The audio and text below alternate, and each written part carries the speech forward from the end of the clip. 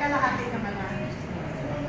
Pwede na tayo mag-start. Okay po, magandang umaga po sa ating lahat.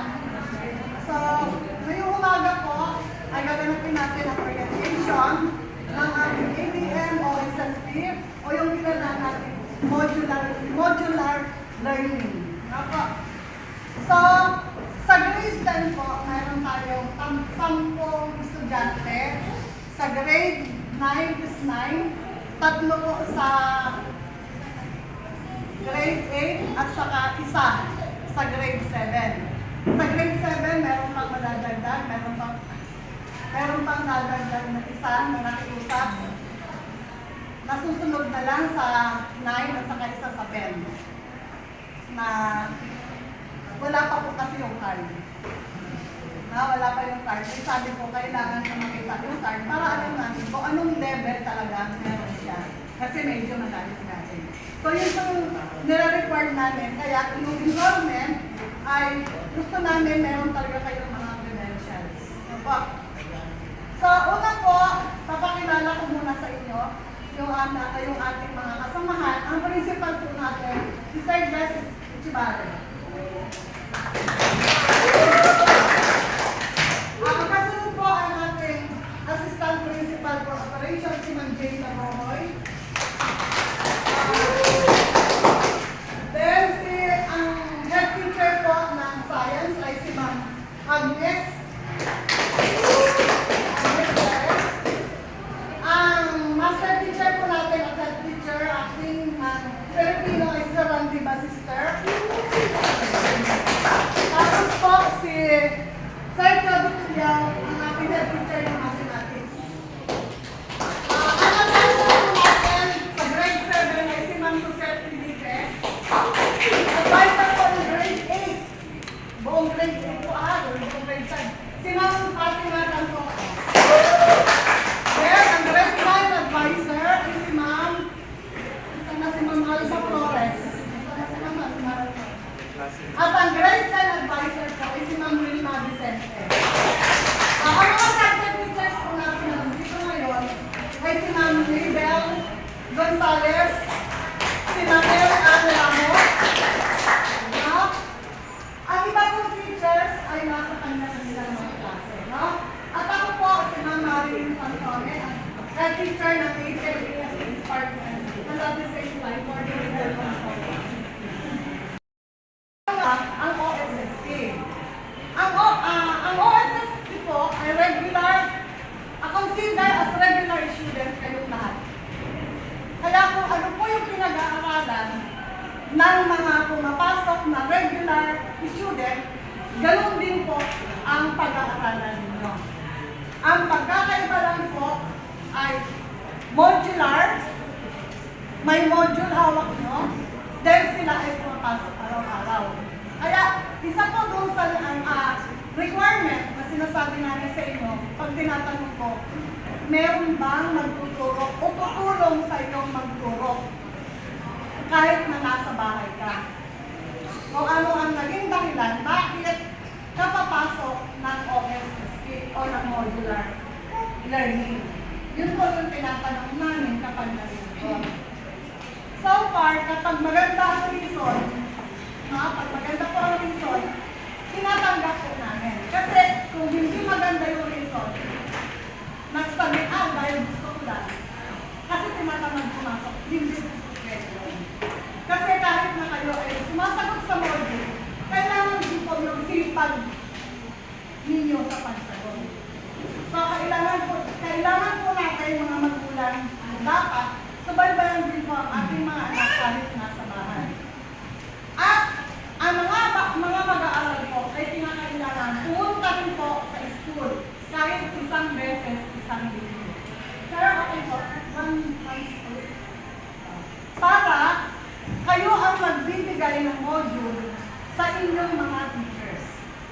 Upang sa ganun, meron kayong tula o meron kayong dapat alamin sa sinagutan ninyo.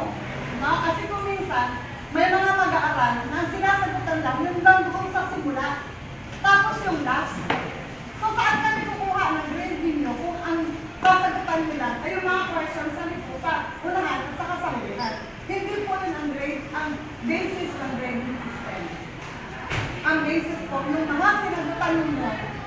na mga activities sa loob ng module ngayon.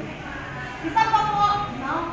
Yung ibibigay po namin module tulad nito, ito po ay mag-isilbing kasagot po ninyo ay sa mga papel o intermediate file.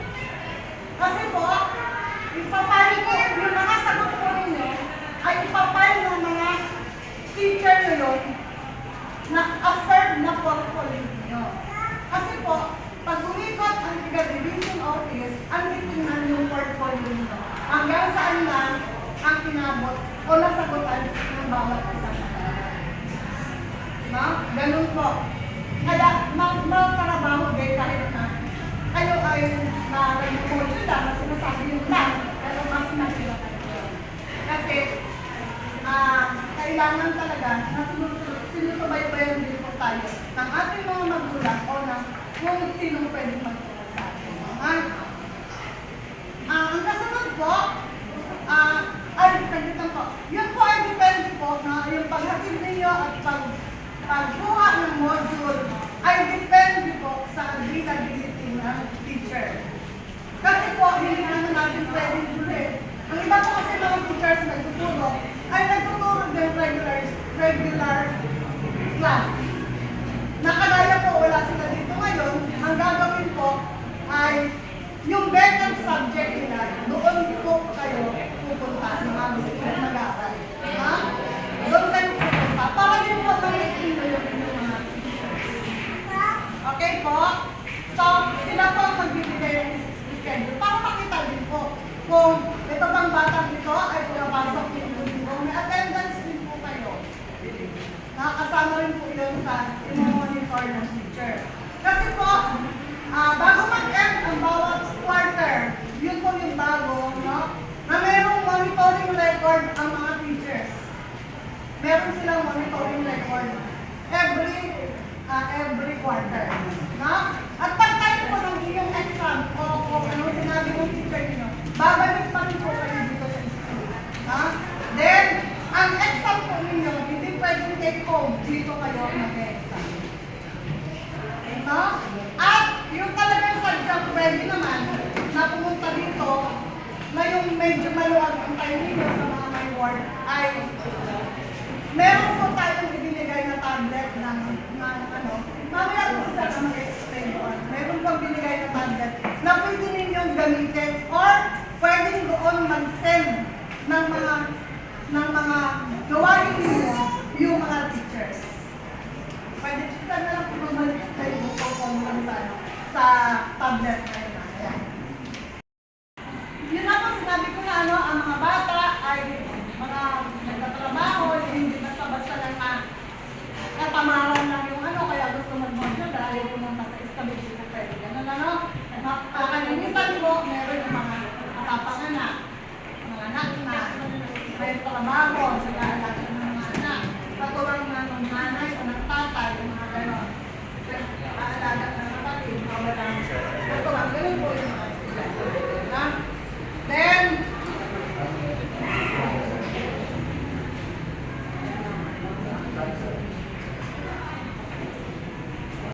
yung mga modules po, nasasagot tayo sa atin na hindi po naulit po at hindi nyo po ito susulatan para po magamit pa ng ibang mga estudyante. Yun po doon sa mga papel kayo sa atin. So yun lang naman po ang magiging gastos natin mga magulang. So, sana po ay pwede na. Meron pa pong dito po. Ganun po ha, ganun po. Salamat po. Pag kayo po ay nag-solid ng module, mga bata ha, kapag kayo nag-solid ng module, kuminsan kasi, siyempre, nagbibigay kami ng 2, 3, kuminsan 4 na module. Kasi siyempre, dito rin kami. Dahil may regular, meron marami rin po kami gawain. Pag nag-submit kayo ng module, let's say, ito ay ESP.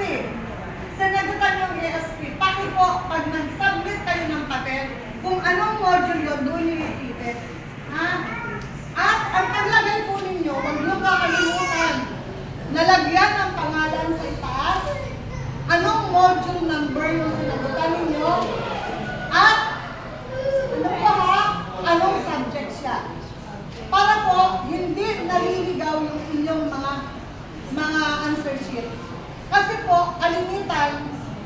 iba hindi pumupunta, pinahatid lang. Bahala ka dyan, dinadiligay ng lahat, nakabalot sa kapit, sa supot. Inaabot ka lang. Siyempre po, ang segregate pa namin, hanap, ano bang pangalan talaga ito? Kasi walang pangalan ng module, or wala rin pangalan ng answer sheet. Para po hindi maligaw at matyakan ka agad ng mga teachers o mga subject teachers natin. Naniwalag po, ganun po ang gagawin ha. Huwag ka kalimutan ng pangalan kung anong subject at kung anong module number yon. Kasi yung iba, 3 module na, nakatipid doon lahat. Ano, sagot ba ito ng ganito? Ano bang sagot ito? Module, ano ba ito? Huwag na po kami magtanungan isa't isa. Kasi po, siyempre, kanya-kanyang trabaho, kanya-kanya yung mga ADM, no? ADM regular students. Welcome din po sa mga parents. Good morning po, sir. Good morning sa mga kasama. Ma'am, I would suggest siguro mas maganda. Magkaroon tayo ng schedule na kapag-daily, halimbawa, Monday, grade 7 lang muna ang by grade level. Kasi para alam namin na ngayong Monday, alam ng mga teachers na grade 7 ang nandito ang ADM students. So, i-distribute po natin yun. Tsaka, mas okay kasi yung ganon, para doon today, kung Monday, nandito yung ano, mag-check din ng mga teachers. Kasi yung iba, napansin ko lang po noon, meron iba na pag dumating dito, iwanan na lang yung module, kukunin nyo. Maganda rin na nagkakaroon ng pag-discussion, si teacher at ano, mag-check din. At that time, mag-check din yung ginawa ni Baka. Para at least at siya mismo ang maglalagay doon sa portfolio niya. May folder na isa-isa siya. Na ito yung unang module na sinabit ko, ito yung answer sheet ko, para ma-check man po ng DO kung sakaling mag-evaluate ang ano. Kukunin na lang yung folder. Ano, anyway, marami tayong folder. Ano yung yung folder? Para lang at least organize po tayo na ano. Pati din yung mga teachers, naka-ready sila na ngayong araw na to, nandito ako. At least yung schedule ng note na whole day ng grade 7. Para tayo po, ako grade 10, maghihintay ako sa kanya talaga. Kasi may nakalagay naman na schedule sa kanila. O yung schedule pa rin tayo. Pero mas maganda siguro yung buong araw na yun, at least i-open natin sa kanila. Kasi syempre, sila, alam nila na itong araw na ito ako pupunta, at magbabalik na mo. Kasi mga sabi ko mga kanina, bahala yung advisor na mag-set ng time Di niya. ba? Tayo na. Ano na po tayo? Tayo magbigay ng schedule. Para sabay-sabay. Para sabay-sabay. O, sige po. Mas maganda po yung Sige po, sino ang pwedeng Sila mag-set? nang Di yayari. ba? Isa na lang po natin sila. Alam nila. Grade 7 po. Grade 7. Yung advisor, ano? Grade 7. Monday. O, grade 7 po, Monday. Grade Sino 7 grade po, 7? Sino grade 7 dito? Tayo ang grade 7. Tayo, Kwan, tayo. Tayo ang grade 7. Every Monday, ay ang advisor mo, si Ma'am. So, ha? Mamaya, mag-uusap kayo. So, every Monday. So, Tuesday, grade 8. Nasaan ang Saan grade 8 tayo? Grade 8. Sino advisor? O, si Ma'am Fatima. Diba? Mamaya, mag-grade kumama sa kanya. Wednesday, grade 9. Oh, mamaya, Ma'am Alma. O, diba? Grade 10. Advisor, Ma'am Wilma. Oh. So, at least alam ninyo kung anong araw kayo pupunta dito at magbabalik. Kukuha at magbabalik ng module. At kung may mga katanungan din, magkaano nyo yung kahit gusto nyo mag-stay ng hapon dito, makausap yung mga teachers, mas okay yun para at least kahit pa paano, ma-discuss din yung laman ng module. Grade 7 na po, Monday, hindi ako nakabalik ng module. Halimbawa na po mali. Ay, Monday na po ako schedule ko. Kailan lang po, kaya ako pwede balik. Sa sunod na Monday na po. Dapat po kahit once a week ay magbalik. Pero ibig sabihin, hindi ako Ang meron na lang po, pwede ako ang suggestion po. Ang Monday po pa natin ay grade 7. Ang Tuesday natin ay grade 8. Ang grade 10 po ay Wednesday. Ang grade 10 po ay Thursday. Okay po natin Friday, yun sa morning po na makapagbalik. Pero as much as possible po, kailangan po kayo makapagbalik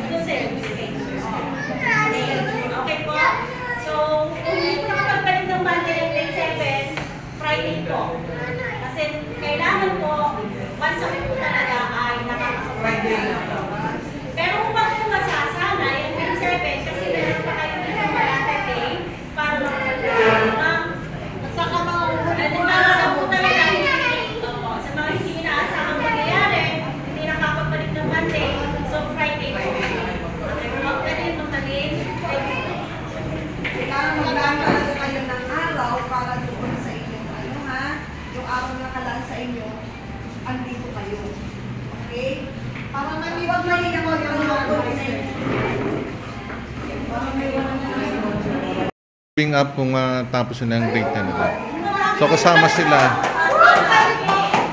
Actually po, taon-taon meron kayo mga graduate at moving up ng mga graduate sa OSSP. Meron po talaga. Basta nakakomply ng lahat ng requirements, kasama kayo sa moving up. Okay po? Meron pa kong tanong. Officer na po. Morning. Nandito po kayo. Morning po ulit. Morning. So, mga maling, may attendance ba sila? Ako. Kung nag-attendance, kasama ang magulang, kasi isa sa requirements ay ang orientation. Pag walang orientation, hindi kayo officially enrolled as ADM o HSP. Maliwanag po. So, yung mga hindi naka-orient na naka-attend ngayon mamaling, i-orient mo sila isa-isa. Hindi pwedeng walang orientation. Ngayon, pagbibigyan natin, kailangan kasama ang bata at ang magulang o ang guardian para mas naiintindihan ninyo kung ano yung OSSP. Ganyan po, yung walang magulang ngayon, bibigyan natin kayo ng module. Sa pagbalik ninyo ng module, kasama ang magulang o ang guardian para mabigyan ulit kayo. Sapagkat kung wala, hindi na kayo ulit mabibigyan kasi isa yun sa mga requirements para kayo ay ma-enroll sa OHSP. Ang OHSP ay Open High School Program. Kayo ay naka-enroll sa ABM OHSP, Alternative Delivery Mode Open High School Program. Yan po, para lang natin kung ABM OHSP. So, una-una, independent learner. Dalawa, kailangan may orientation. Pangatlo, makapasa sa SLT.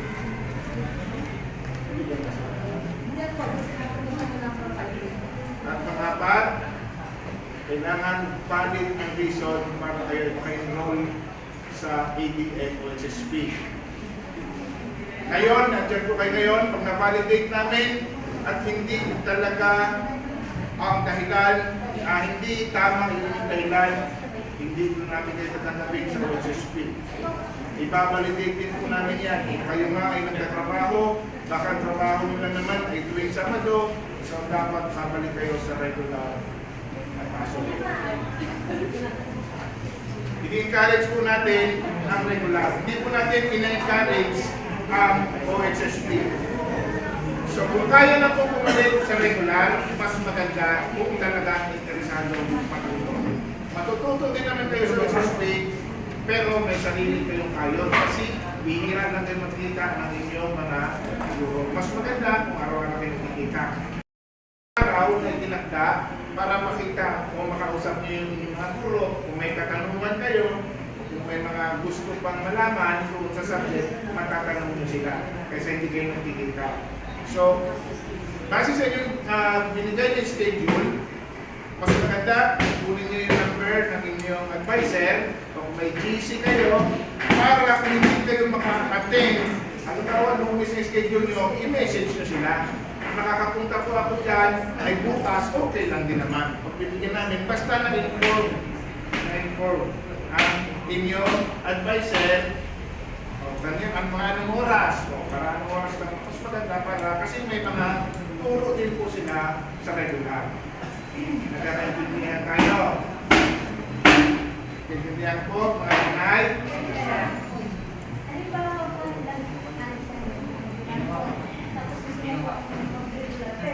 Pwede po. Mas maganda po. Sabi ko nga, encourage natin ang regular. Kung kaya na nila mag-regular, babalik talaga sila sa regular. Nakaintindihan po? So, yung mga buntis na ngayon, hanggang mayroong buntis, so kung nakapanganak at kaya nang pumasok ng regular, naka-recover na, ibabalik natin sa regular. Para sigurado, mas sigurado ang kanilang pagpasa. Ganun kaya po natin yung mga magulang, kailangan din po talagang tulungan o mayroong magturo sa inyong mga anak. Hindi po talaga nila kakayanin yan kung sila lang, pera na lang, marunong gumamit ng cellphone, tamang paggamit ng cellphone.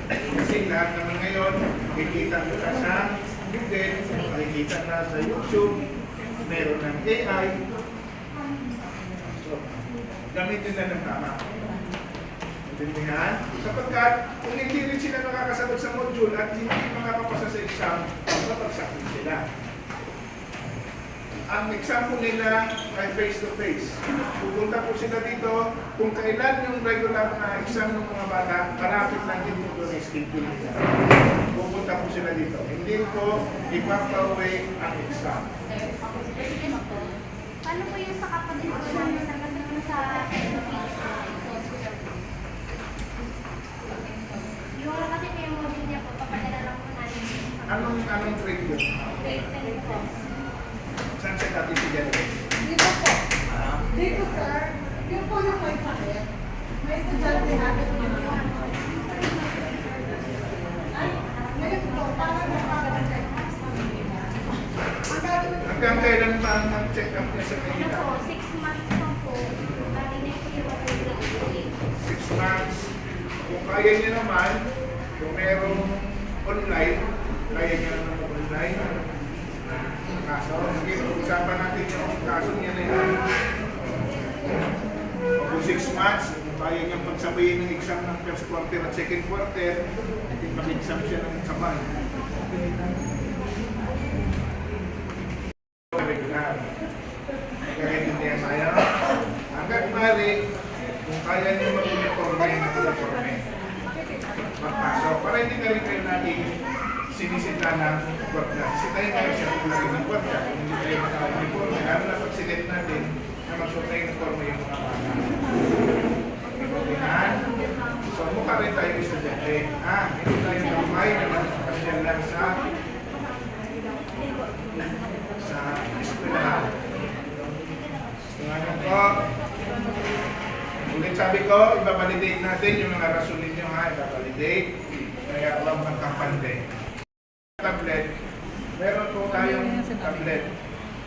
Siguro encourage ko yung mga teachers ninyo dahil may schedule naman kayo, na ilalagay nila yung kanilang modules or lesson doon sa tablet para kung bakanting ninyong oras, kung may time na, say for example, ang schedule ninyo ay Lunes, so i-open natin yung mga lecture about regarding grade 7. Marunong naman lahat siguro, orientation pa ng tablet, wala marunong, parang cellphone lang din naman yun, marunong kayong mag-close, open, mag-open ng file, gano'n na naman, marunong naman lahat, sinong hindi pa marunong kumamit. Ay magagaling naman na sa ML, lagi naman yata naman ng kaya napunta sa EDM, kaka-ML. Sino ba hindi marunong kumamit? Bukas, sara, mag-open ng file. Kasi masabi ng totoo, para turuan muna kayo bago natin ipanamit. So wala na tayong problema doon. Marunong lang mag-open ng file, mag-open ng file. Diba, may folder dyan, ng grade 7 science. First quarter. Kaya nyo i-open? Wala sumasagot, ibig sabihin, kaya lahat. Nakakaintindihan tayo ha? Mga advisor ninyo, may mga advisor din kayo ha? Para, sabi ko nga, kunin ninyo yung cellphone number, pero ilagay din nyo sa oras ha, baka i-text nyo si ma'am nang wala nakakwenta-kwenta, tapos 10 oras pa ng gabi. So, sa hanggang tarik, yung oras din ng school hours o hanggang alas 6 ko pwede. Huwag naman yung gabi-gabi kasi hindi nakakabawal yung mga teacher. Baka naka-duty kayo sa guard, as security guard, wala lang kayo magawa, si ma'am ang gawin yung pa-chat. Nagdadamay pa kayo para hindi kayo katulong. Ilagay lang sa oras ha. Ibig sabihin, kayo ay regular na estudyante, sakop din kayo ng ating rule book. Kung ano yung batas na pinapanilan natin sa ating mga regular na estudyante, sakop din po kayo noon. Madalang po, baka pag Lunes, tatambay rin lang kayo dyan at may hindi ka rin sa labas, pwede rin po kayong matanggal. Nagbibihan ha. Sabi ko nga, regular kayong estudyante, huwag niyo kayong ituring na ibang estudyante kayo. Regular kayong estudyante ng Federal de Jola. Naiintindihan? At ganyan ang sitwasyon. Maging, sabi ko nga, maging disiplinado lang tayo, makakabawi tayo. Makakabawi. Naiintindihan? Maraming kukuha sa inyong mga amo kung tayo ay disiplinado at may respeto. Okay. Grade 7, baka ano pag may time, pag may PPT, pwede naman kayo mag-exam. Yung mga may edad na yung hindi na yung sakto ang edad ninyo. Kung mga grade 7, kung hindi lang 12 o 13, kung mga 15, 16 na kayo, pwede kayong mag-exam ng PEPT. Kung nakapasa kayo doon, depende kung anong grade level ang may pasa ninyo, doon na kayo papasok. Say for example, sabi doon, may tapos ka na ng grade 10, hindi grade 11 nyo. Lalaktawan nyo na yun. Depende sa resulta ng exam. Pilihan niya mga grade 7. Sino grade 7? Ilang taon na ba? Pwede ka mag-exam noon na makipag-ugnayan lang lagi doon sa ating guidance kung kailan may exam noon. Pero kailangan mag-aaral din. Kaya kayo, ang pasok ninyo, ang submission nyo ng module ay once a week, pero ang pagsagot noon ay depende nga sa oras ninyo, kaya kayo nasa 8 p.m. Sa magulang ko at yung mga estudyante na dito, ako po yung sa grades 7, 8, 9, 10 English. So, dadaan pa rin po kayo sa 15. Kasama po kayo sa bida ng i-inventory doon sa doon. So, itan po, face-to-face po yun. Merong form para pumatest. Pag pumatakot, yung madali lang, napaka-easy na ang mga selection na yun. Ano po? So, mag-schedule na lang po ako. Bibigay ko na lang po yung number ko.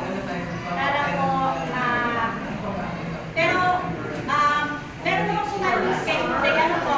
So, yun na lang po. So, by next week po, report na lang din po sa amin. Nakasabay sa coordinator na.